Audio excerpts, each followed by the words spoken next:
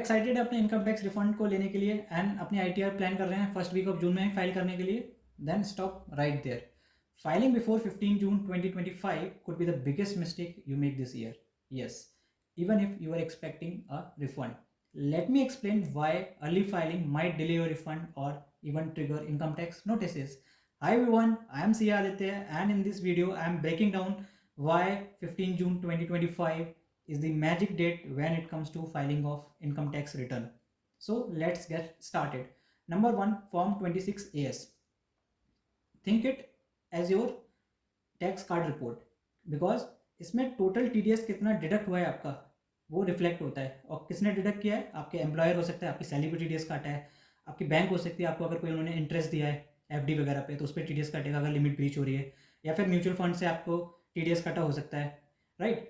But the thing is कि जो Q4 है यानी Jan 25 से लेके March 25, इसकी जो ड्यू डेट है रिटर्न फाइल करने की टीडीएस वो है 31 मई 2025. सो चांसेस है आपका एम्प्लॉयर या बैंक जिसने भी आपका टीडीएस काटा है वो अपनी आईटीआर या तो 31 मई से पहले फाइल कर देंगे, या हो सकता है 31 मई को ही करे. बट इनकम टैक्स डिपार्टमेंट को 10 to 15 डेज लगते हैं रिटर्न को प्रोसेस करने के लिए.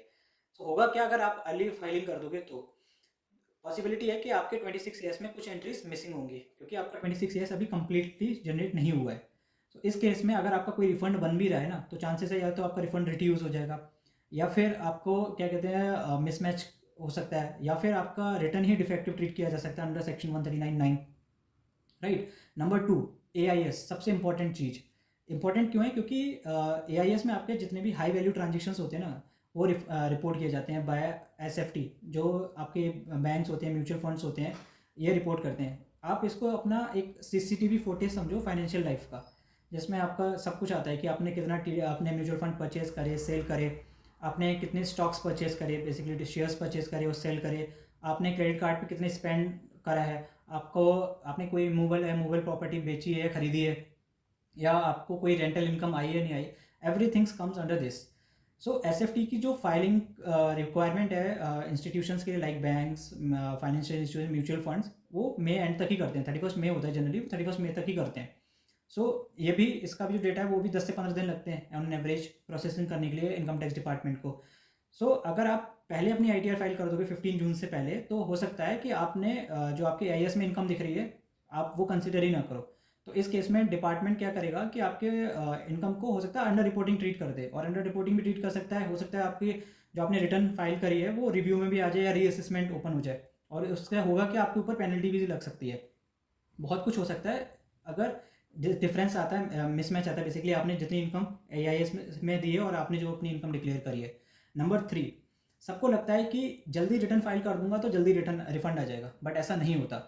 अगर आपने अपनी सारी इनकम और अपना टीडीएस जो आपको 26AS में दिख रहा है वो सही से क्लेम नहीं किया है, देयर आर हाई चांसेस कि आपकी रिटर्न डिफेक्टिव रिटर्न मानी जाए, और आपको कोई भी अगर आपका इंस्टेड ऑफ रिफंड आपको मिलेगा या तो इंटीमेशन अंडर सेक्शन 143(1), इसमें आपको हो सकता है रिड्यूस रिफंड मिले या फिर रिफंड ही ना मिले, या फिर आपको मिलेगा इनकम टैक्स का नोटिस मिसमैच का, जिसमें वो बोलेंगे कि आपका टीडीएस जो आपने 26 में दिख रहा है और जो टीडीएस आपने क्लेम किया है इन दोनों में डिफरेंस है.